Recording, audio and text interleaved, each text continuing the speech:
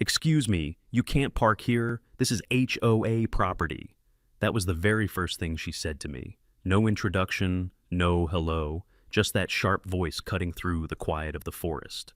I had just stepped out of my truck, boots sinking into soft dirt, the smell of oak leaves and morning dew filling my lungs.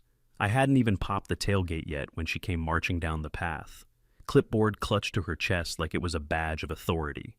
A neon vest stretched across her shoulders with two words written in black marker: HOA Security. She looked like a crossing guard who'd wandered out of a school zone and into my woods. My woods, I reminded myself.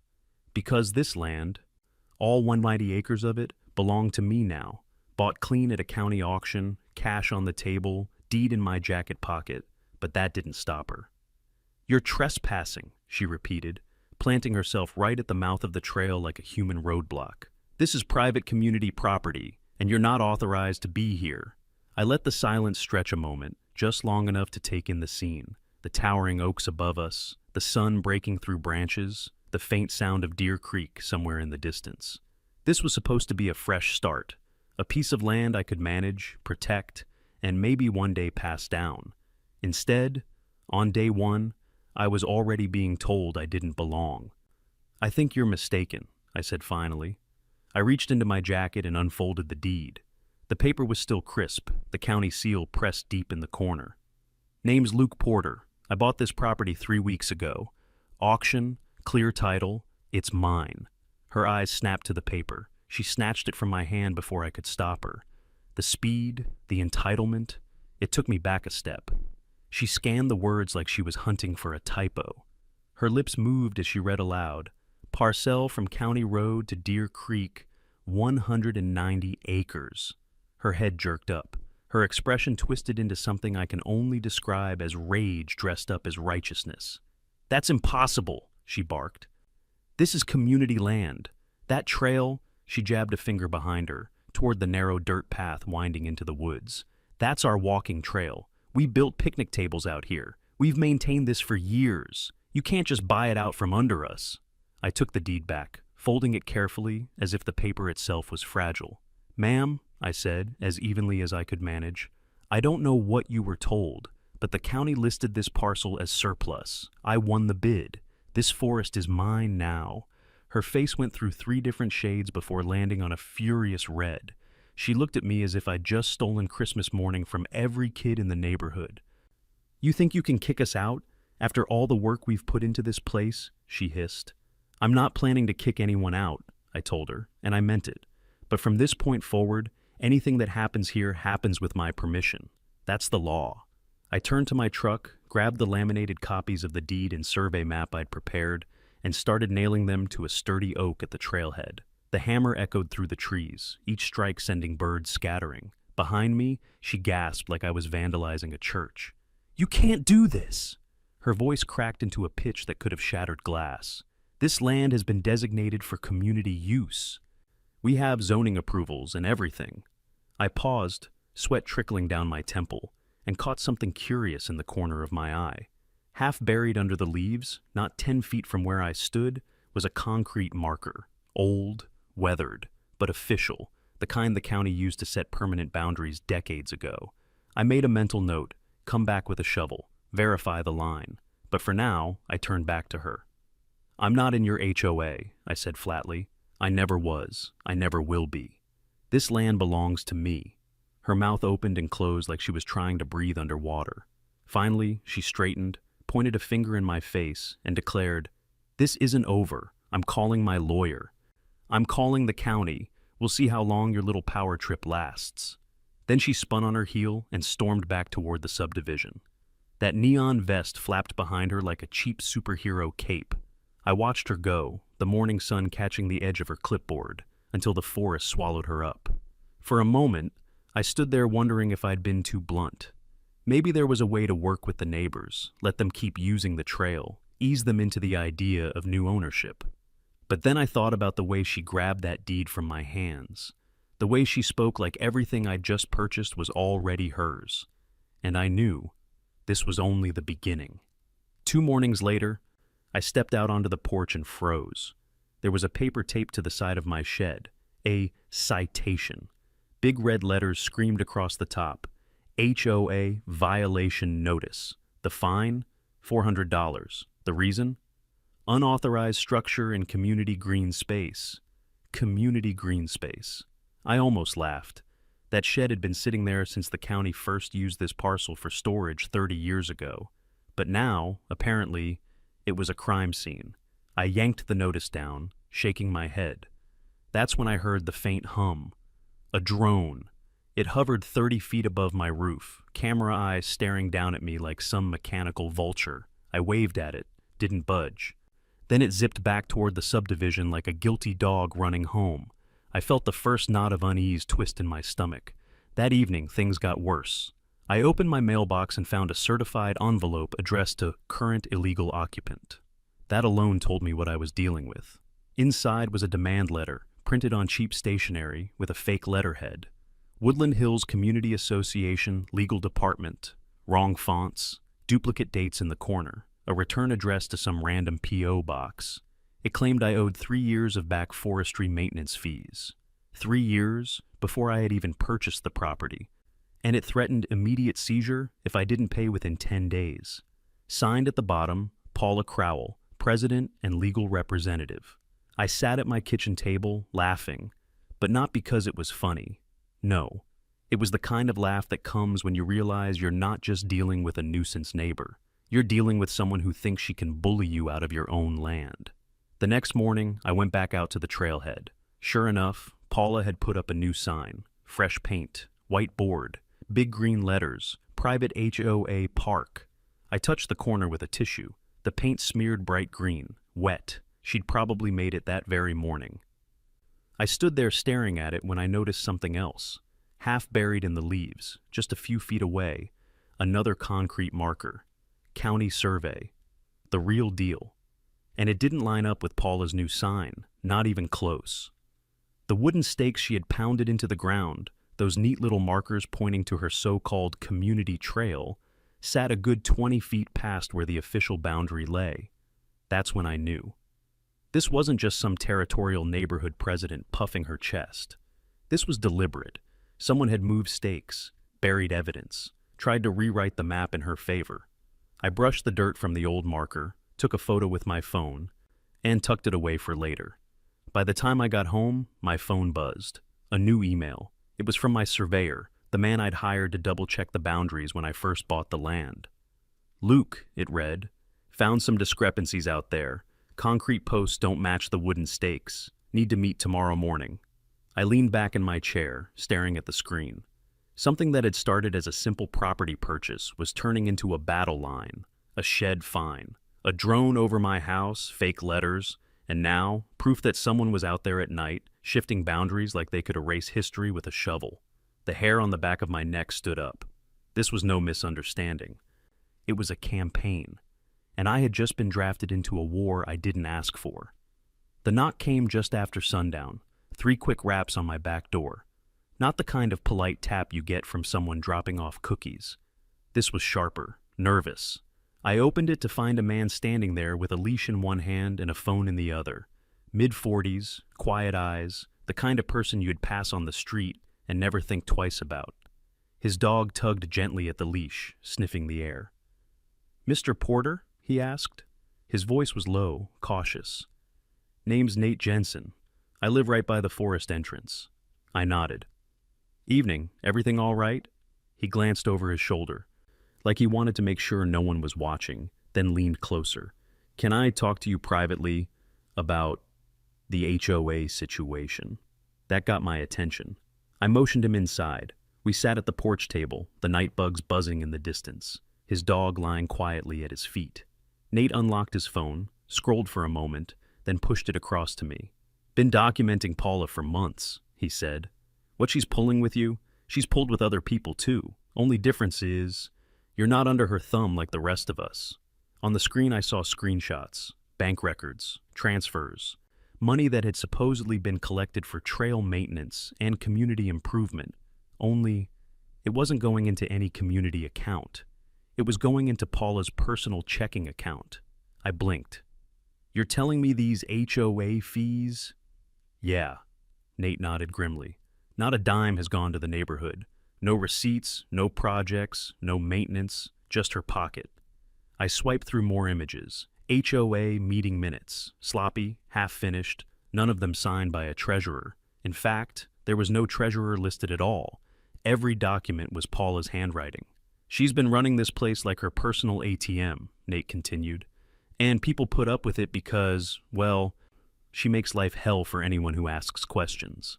I thought back to the fake fine taped on my shed, the drone buzzing over my house, the bogus letter threatening to seize my property. Yeah, I believed him.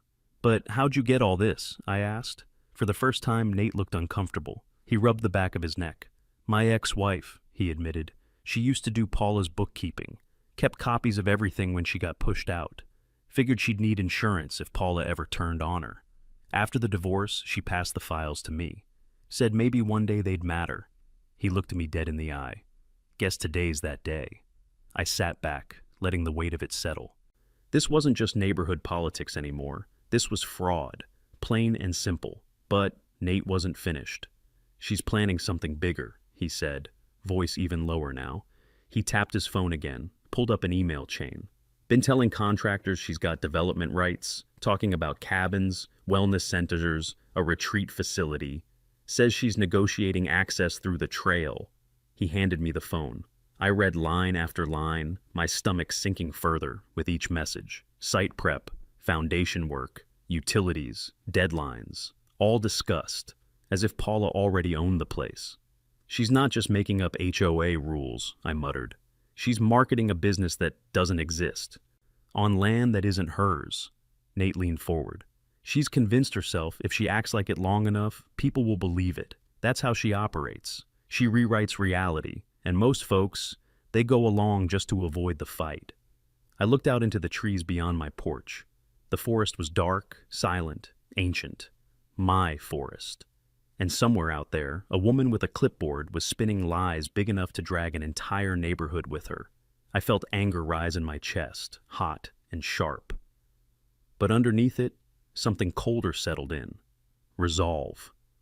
Paula had played her game unchecked for too long. Now she'd picked the wrong person to bully. Because this wasn't just about money, or trails, or fake letters. This was about my land, and I wasn't about to lose it.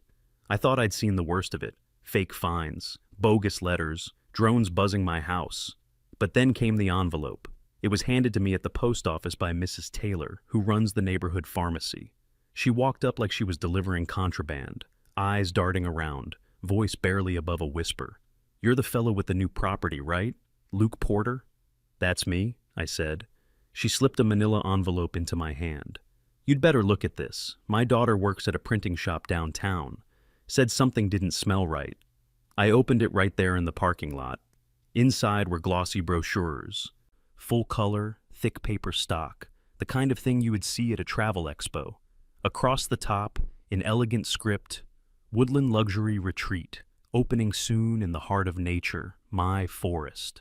Page after page showed artist renderings of cabins nestled among trees, a glass-walled yoga pavilion, even couples laughing over wine on a deck that looked suspiciously like the ridge by Deer Creek. And down at the bottom, in bold letters, Project Director, Paula Crowell. My hands started to shake. I flipped through faster.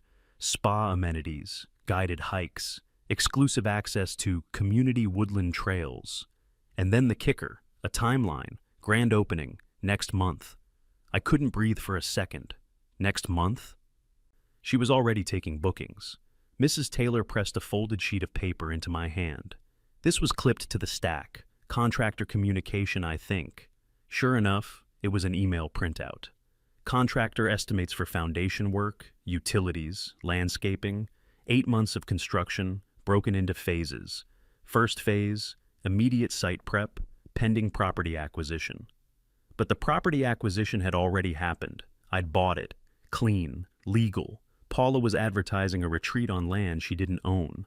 That night, I spread the brochures across my kitchen table, every glossy page glowing under the lamplight. My name wasn't on a single one of them.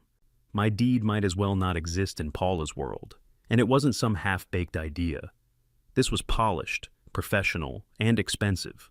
Printing costs alone would have run into the thousands, which meant she had investors, customers, people handing her deposits for a fantasy resort on my land. I called Nate.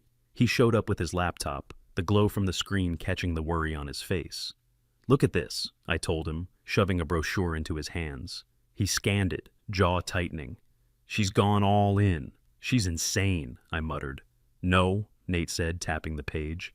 "She's deliberate. Paula doesn't move unless she thinks she's already won." I stared at the images again. Families smiling on porches, guests in white robes carrying glasses of champagne. My forest turned into a backdrop for Paula's empire. "She's selling something she doesn't own," I whispered. "And she's got the whole neighborhood believing she does." Nate leaned back, folding his arms. "Luke, she's been running scams for years. The difference is, this time she's aiming bigger, way bigger, retreat level big." I rubbed my eyes, exhaustion mixing with fury. "So, what's her endgame? Just keep bluffing until I give up?" Nate shook his head. "Her endgame is momentum. Once construction starts, once money changes hands, once people see buildings rising, it gets harder for anyone to stop it. Courts hate tearing down half-finished projects. She knows that." His words hit me like a punch to the gut. Paula didn't need to own the land. She just needed to stall me long enough to pour concrete. After that, I'd be fighting not just her, but a whole machine of investors, contractors, and angry customers demanding refunds. I sat there in silence, staring at the glossy brochures fanned out on the table like a deck of cursed cards. Paula had already laid her bet. And if I didn't act soon, she'd win the pot with my forest. 2 days later, I walked out to the edge of my forest and thought for a second I'd stumbled into some kind of carnival. Folding chairs, a poster board sign. Paula pacing in front of them like she was about to host the State of the Union. The sign read, in her unmistakable block lettering, "Emergency Community Meeting, Illegal Land Seizure." And the kicker? She'd set it up right on my property line. I hung back at the edge, arms crossed. I wanted to see who'd actually show up. 15, maybe 20 residents trickled in. Some looked confused, others concerned. A couple carried lawn chairs of their own, like this was going to be entertainment. Paula stood tall in the center, clipboard raised like a gavel. "Ladies and gentlemen," she began, her voice carrying over the quiet of the woods, "our community is under attack. An outsider has illegally seized control of our forest preserve." And then she turned. Her eyes landed on me. "This man," she pointed, "Luke Porter, claims to have bought this land. But what he's really planning is to sell it off to developers, shopping centers, parking lots, destruction of everything we've built." The crowd stirred. I saw worry flicker across faces. Some people were already nodding, like they'd heard her version before. Paula gestured to the laminated deed I'd nailed to the oak tree. "These so-called ownership papers are fakes. He's posting forged documents to intimidate you. He wants your money, not your forest." I felt the heat rise in my chest. But before I could open my mouth, someone else stood. A woman. Calm, steady. The kind of presence that silenced a crowd without raising her voice. "My name's Nora Harris," she said. "I've lived here 12 years. Before we accuse anyone, I'd like to see the actual HOA charter that proves we own this land. Paula, can you show us?" The air shifted. Paula froze. Her confidence cracked, just a hair. "The charter is being updated," she stammered. "Our legal team is finalizing it." Nora tilted her head. "So, you don't have it with you?" "It's a matter of established use rights," Paula snapped, regaining some of her bluster. "We've maintained this property for years. That creates precedent." That was my cue. "Actually," I said, stepping forward, "I can clear this up." I pulled out my phone and held up photos of the old concrete survey markers.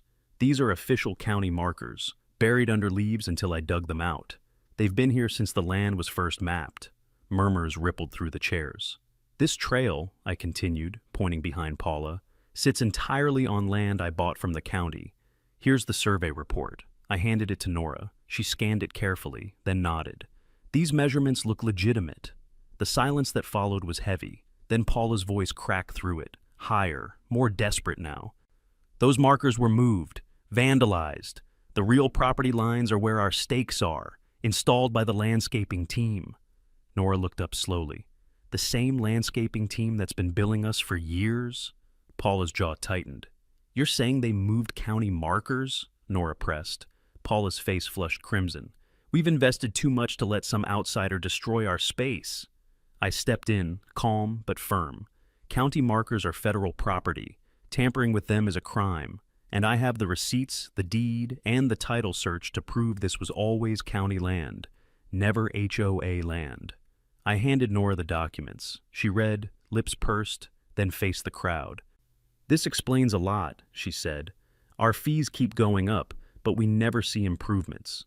Maybe it's time we asked where that money's been going. The crowd shifted again. Questions flew. Where are the receipts? Why are we meeting on someone else's land? Why haven't we ever seen a treasurer's report? Paula tried to answer, her voice rising with each word, but the power was gone. She packed up her sign, folding chairs clattering, avoiding eye contact with the neighbors she'd ruled over for years. Nora lingered as people drifted away. She approached me quietly. I've suspected her financials for a while, she said. This dispute might be exactly what we need to bring her down. I watched Paula slam her trunk shut, that homemade authority vest crumpled in the back seat. Her kingdom was starting to crack. But I knew she wasn't done yet. Sleep didn't come easy after that so-called emergency meeting. I lay in bed, staring at the ceiling, Paula's voice still ringing in my ears. Around 3 a.m, I gave up. Slid out of bed, made coffee, and decided to check the wildlife camera I'd set up near the boundary line. It was motion-activated, night vision, meant to catch deer and foxes, not neighbors. I popped the memory card into my laptop, and what I saw made my blood run cold. There she was, Paula, sneaking through my forest in the dead of night, a small shovel in one hand, a canvas bag slung over her shoulder. She crouched near one of the old concrete markers, dug into the soil, then pulled out a wooden stake wrapped in reflective tape. She hammered it in, just far enough away from the real marker to create confusion. On the screen, in grainy green footage, I watched her bury false evidence. This wasn't a misunderstanding anymore. It was sabotage. The next morning, I called the sheriff's office. Officer Ruiz showed up in a dusty patrol SUV, clipboard tucked under his arm. A steady man, maybe mid-40s, with the look of someone who had seen plenty of neighborhood squabbles, but not like this. I led him inside, set the laptop on the table, and played the footage. He leaned forward, watching intently. Paula's face, clear as day, shoveling dirt under the glow of a flashlight. Well, he muttered, that's criminal trespass right there. And tampering with survey markers? That's a separate offense. Hope rose in me. So, you'll charge her? Ruiz sighed, rubbed the bridge of his nose. Here's the problem, Mr. Porter. Until a judge officially rules on the property lines, we can't press charges. She's claiming you're trespassing on her community land. My hands are tied until ownership is clarified. I stared at him, dumbfounded. You've got the deed, the auction receipt, the survey. You've got video evidence. What more do you need? He met my eyes, sympathetic but firm. A court order. Look, I don't doubt your paperwork, but Paula's been calling us too, says you're vandalizing community property. We can't pick sides without a ruling. The bureaucratic reality hit me like cold water. Even with proof, the system moved slow, and slow was exactly what Paula wanted. Ruiz closed his notebook. Here's what I can do. I'll file a report. I'll flag the video as potential evidence. But for now, nobody touches anything. No digging, no building, no new signs. Let the county sort it out.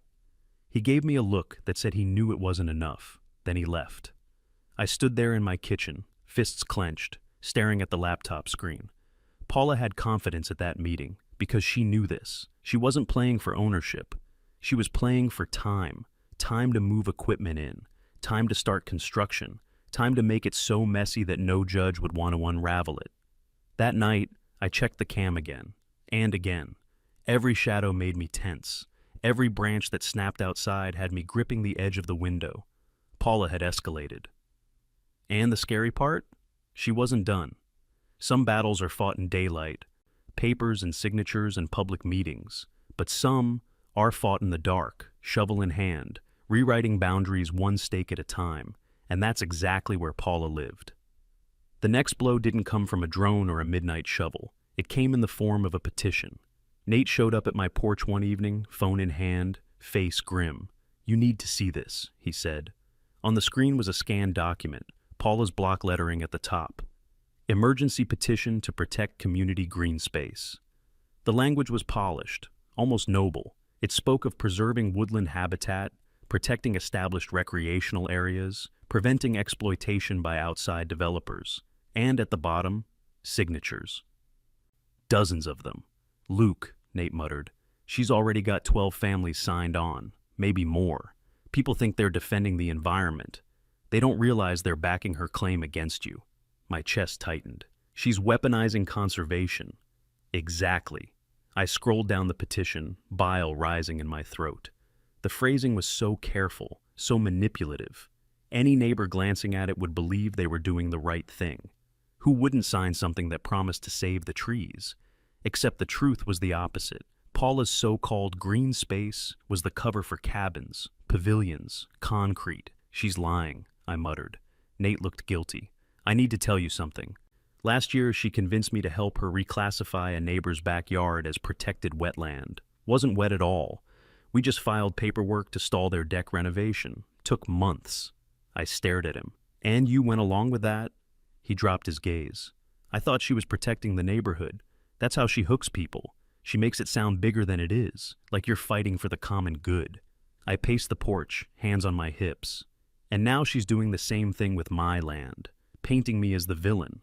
Nate nodded. "She's persuasive. If she gets enough signatures, she'll march this into the county office. Ask for an injunction. That'll freeze everything in place for months. Months. Exactly the breathing room she needed to start construction." The anger inside me burned hot, but underneath it all was something worse. Doubt. Was I in over my head?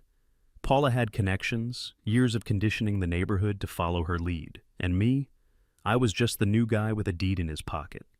That night, as I sat at my kitchen table surrounded by maps and documents, I realized something. Paula's weapon was fear. Fear of developers, fear of change, fear of losing the woods. She was feeding the neighbors a story they wanted to believe, that she was the guardian and I was the intruder. I couldn't fight that with paperwork alone.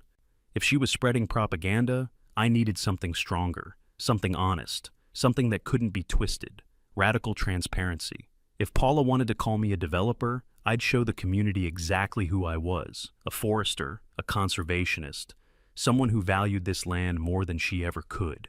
I pushed the petition aside and grabbed a notebook. It was time to plan a different kind of counterattack. By Friday night, I'd had enough of playing defense. Petitions, midnight sabotage, rumors about shopping centers and bulldozers. Paula was painting me as the villain. Time to flip the script. So I sent out an invitation, handwritten notes in mailboxes, emails through the neighborhood listserv, even a flyer taped to the community board by the pharmacy. Guided forest tour with Luke Porter. Learn about local wildlife, habitat, and conservation plans. Saturday morning, 20 people showed up. Parents, kids, retirees with sun hats. Some curious, some skeptical. A few folded arms told me they'd already heard Paula's version. I greeted them at the trailhead, standing beside the laminated deed nailed to the oak tree.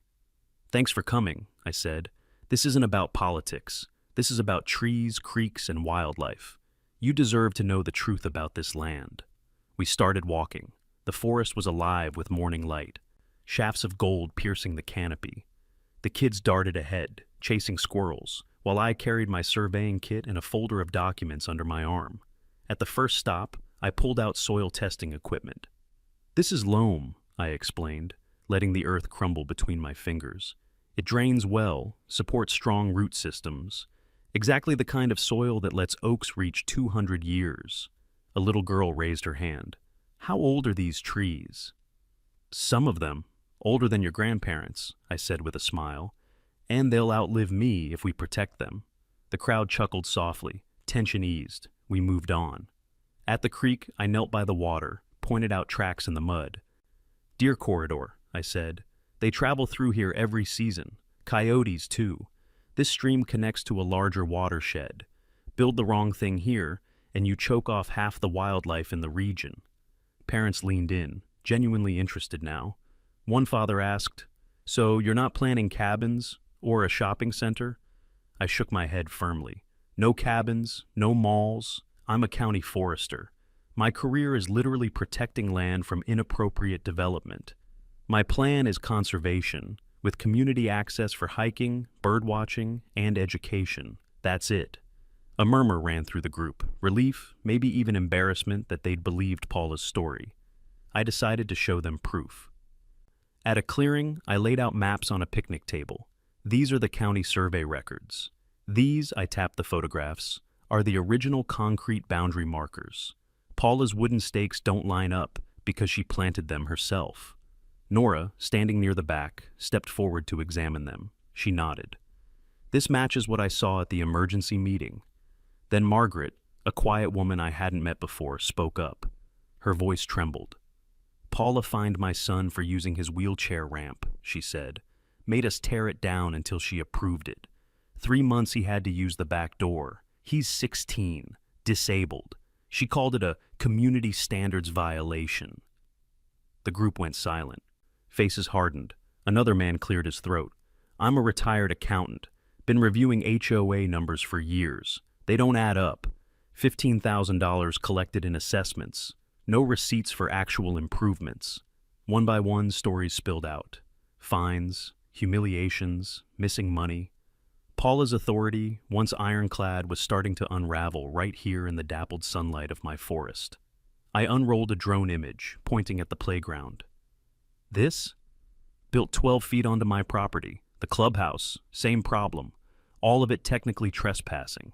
Gasps, murmurs, anger. Someone asked nervously, "What if Paula sues us for siding with you?" I looked them in the eye. I've already filed a motion with the county. Anyone who's paid fraudulent fees or received illegal citations is protected as a witness. She can't silence you. I let the words hang there. For the first time, I saw heads nodding, not in doubt, but in agreement. By the time the tour ended, several neighbors were shaking my hand, thanking me for honesty. A few even offered to testify. The kids waved goodbye, chattering about deer tracks and tree rings. As the group dispersed, Nora lingered. She studied the fresh survey equipment we'd spotted near the creek. Tripods, measuring poles, professional-grade tools I hadn't set up. "Luke," she said quietly, "this isn't just a PR stunt. That layout? It's for foundations.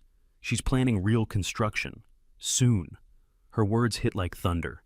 Paula's petition wasn't just talk. She was moving fast. I walked home that afternoon with a folder full of allies, and the sinking realization that the battle was about to get louder, dirtier, and more public than ever. A week after the forest tour, I thought maybe things were turning. Neighbors had started waving instead of glaring. A few even emailed me, thanking me for showing their kids what real conservation looks like. But then Mrs. Taylor found me again. Same woman from the pharmacy who had slipped me the brochures before. This time, she looked even more serious. "Luke," she whispered, tugging a manila envelope from her purse, "you'd better see this. My daughter called me again. Another rush job at the printing shop. Only this time, it wasn't just flyers." I opened the envelope on the hood of my truck.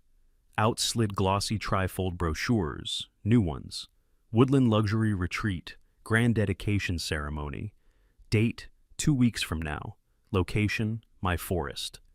The images were more detailed now. Cabins labeled with numbers, a spa pavilion, a conference center, even eco-friendly parking solutions.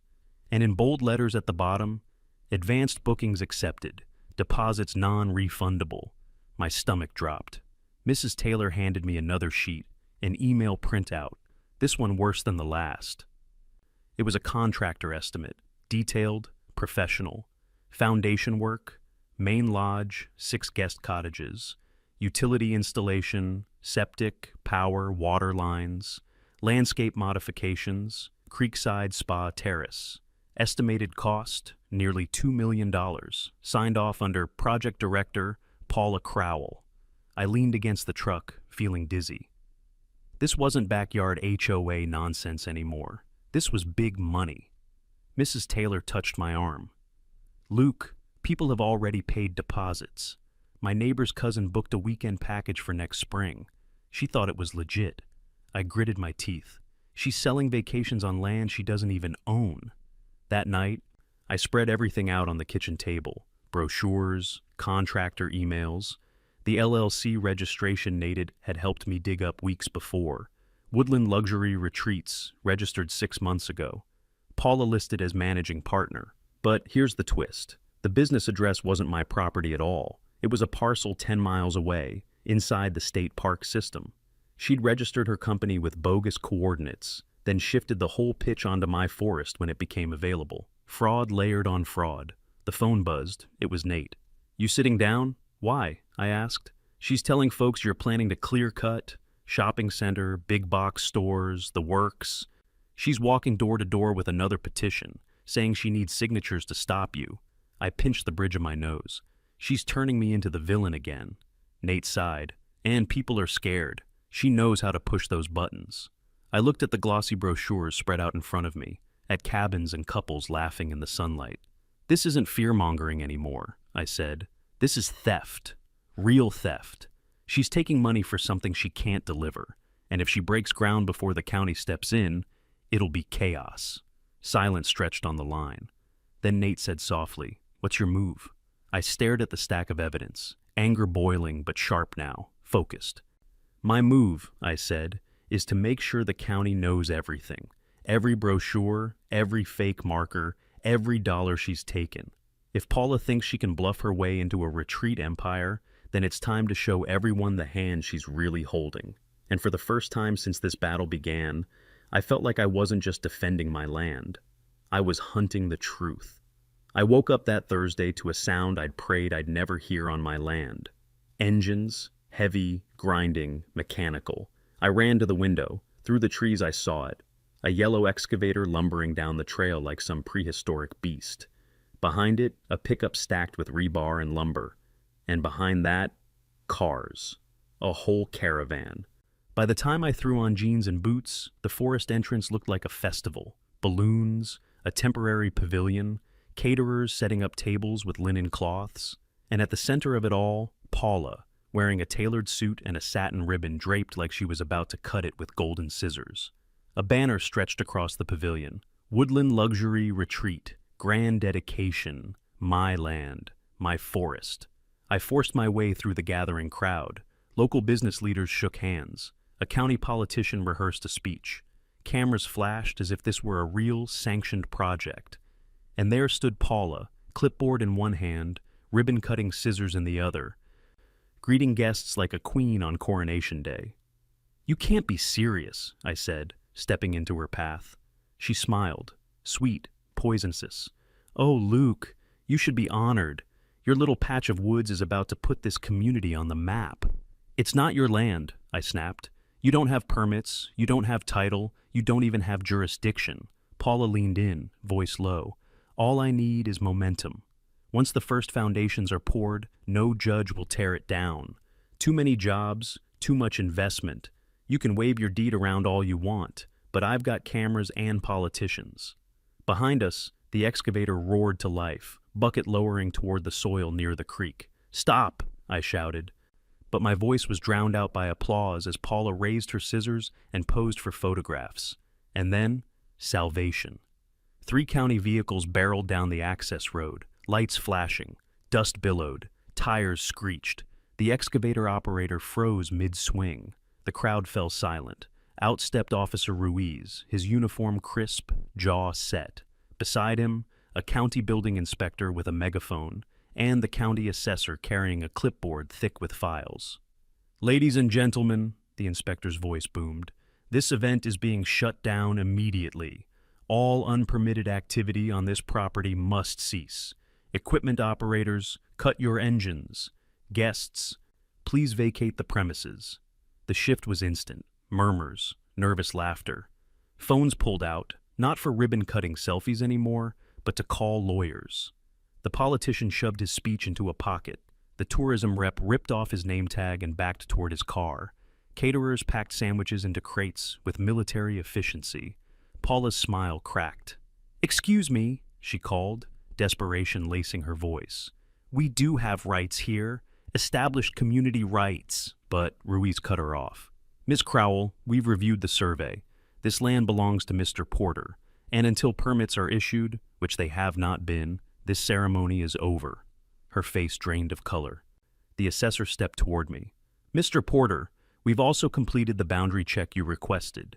There's something you need to see. He handed me a map, red lines, measurements, a box note at the bottom.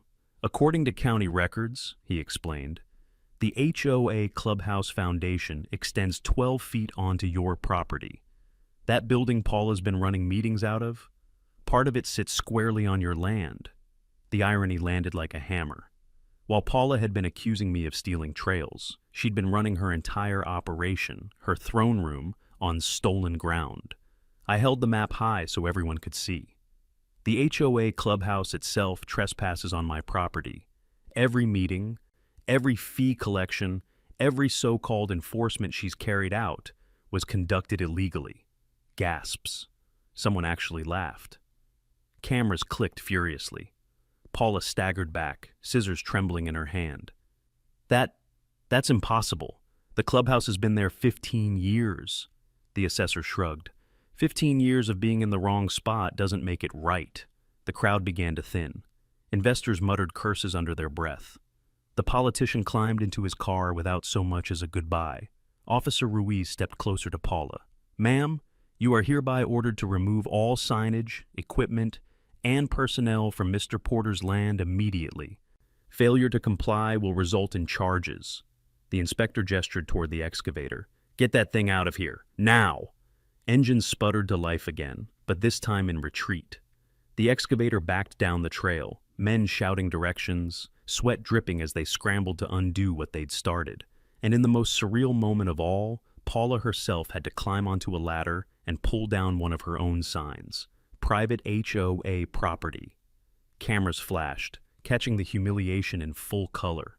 I stood there, hands in my pockets, watching her authority crumble in real time. The woman who tried to erase my deed with a clipboard and a vest was now packing up balloons from her failed empire. And for the first time, I let myself smile. This battle wasn't finished yet. But the tide had turned. The days after Paula's failed ceremony felt almost unreal. One moment, she was strutting around in a ribbon-cutting sash. The next, she was a pariah, caught on camera tearing down her own HOA property sign under county orders. And the fallout came fast. County officials issued fines, triple penalties for fraudulent fee collection, over $9,000 in total. Residents who had been scammed for trail maintenance got restitution. Paula's pride and joy, the Woodland Luxury Retreat LLC, was revoked, and state regulators opened an investigation into her accepting customer deposits for a business that didn't even legally exist. Every headline, every photo that spread online told the same story. The mighty HOA president exposed for fraud, caught trying to build an empire on stolen land. But the most satisfying consequence wasn't in the newspapers, it was in the neighborhood itself. For years, Paula had ruled by fear, fines, threats, humiliation. Now, those same neighbors gathered in the community center to vote her out of office. I didn't attend, but Nora filled me in later. They didn't just remove her, she said with a tired smile. They tore the whole thing down to the studs. New bylaws, new treasurer oversight, monthly transparency reports. It's a different HOA already. Nora herself was chosen as interim president. Calm, steady, no clipboard theatrics. But the real turning point came when the new board approached me, documents in hand, eyes lowered like schoolchildren about to ask for a favor. The HOA clubhouse, their nerve center, their meeting hall, stood 12 feet onto my property. Without my written permission, they had no legal right to use it. They knew it. I knew it. Everyone knew it. And so, they asked for an agreement, a way to keep using the clubhouse without facing demolition orders. I'll admit, I thought about saying no. After everything Paula had put me through, after the sleepless nights, the fake petitions, the threats, denying them would have been easy. But I also thought about the kids chasing squirrels during my forest tour, about Margaret's son and his wheelchair ramp, about neighbors who'd been lied to, just like me. So, I signed an agreement, $1 per year, that's all, symbolic. In exchange, the HOA agreed to maintain conservation standards on trails, protect wildlife corridors, and post annual reports so no one could ever pull Paula's stunts again. When Nora slid the paper back across the table, her hand trembled, not from fear, but relief. "This feels fair," she said softly. "It's more than fair," I told her. "It's accountability." And just like that, the battle that started with Paula waving a fake security vest ended with me setting the rules, quietly, firmly, legally. The irony wasn't lost on anyone. Paula had tried to claim my forest as community land. In the end, the community had to come to me, hat in hand, to use their own clubhouse. And every year, when that $1 check crossed my mailbox, it would remind them, and me, of where the true boundaries lay. It's been a year since Paula's empire collapsed. The forest is quiet again. The creek runs the same way it always has. Deer still cross at dawn. Owls still call at night. But for me, and for the neighborhood, nothing is quite the same. Every so often I still get questions. Folks stopping me at the hardware store, or waving me down as I load lumber into the back of my truck. "Hey Luke, you're the guy who stood up to that HOA president, right? The one with the retreat scam?" I smile, nod. "That's me." And they shake their heads in disbelief. Never thought I'd see the day someone finally stood up to her. The truth is, I didn't set out to fight a war. I bought this land to find peace. A quiet place where I could work with trees instead of paperwork, listen to birds instead of complaints. But sometimes, peace has to be defended. Paula taught me that boundaries aren't just lines on a map. They're promises. Promises that what's yours can't be taken. That lies and intimidation only work if you let them. She crossed those boundaries, again and again, and each time, I had to decide, back down or push back. I chose to push back. Not because I wanted to fight, but because I couldn't live with myself if I let her rewrite the truth. The neighbors learned something too, about transparency, about not letting one person with a clipboard and a loud voice control everything. They've got Nora now, steady, fair, not afraid to show the books. And every spring, when they send me that $1 check for the clubhouse access, I laugh. Not out of spite, but out of gratitude. Gratitude that the reminder exists, that we all know the cost of letting someone run unchecked. The forest itself bears scars. Little patches where Paula's survey crews staked flags, places where the excavator bit into the soil before the county shut it down. I walk those spots sometimes, kneel, run my hands through the dirt. Then I plant something, a sapling oak, a cluster of wildflowers, new life where deception tried to take root. And I tell myself, this is how you heal land and people. One boundary respected, one truth planted at a time. If you've listened this far, maybe you've had your own battle. A neighbor who pushed too far. A boss who thought the rules didn't apply. A so-called friend who tried to move lines that weren't theirs to move. It hurts. It drains you. Sometimes it makes you question if the fight is worth it. But let me tell you, it is. Because once you draw that line, once you stand your ground, peace feels different, stronger, hard-earned. And maybe that's the real legacy of this forest. Not just the trees or the wildlife, but the reminder that truth still matters, that land can't be stolen with fake stakes and fresh paint, and that communities can recover when they choose honesty over fear. So, take care of your own patch of ground, whatever it may be, your yard, your home, your family. Protect it.